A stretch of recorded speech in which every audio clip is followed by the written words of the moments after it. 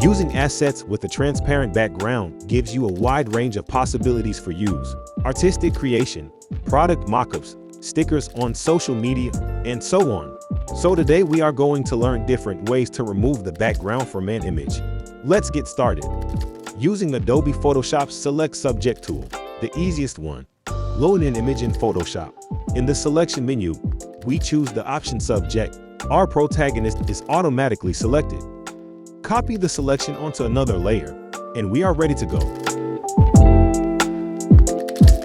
Using Photoshop Spin tool, more precise with simple shapes. Once we are finished, right-click on the path and choose Make Selection. And now, just clicks on Add Layer Mask button. This way we don't lose any information. Now we can use this layer to create any artistic work. Take a look at these examples to get inspired.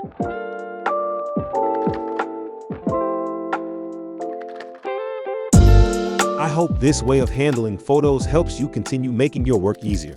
Goodbye.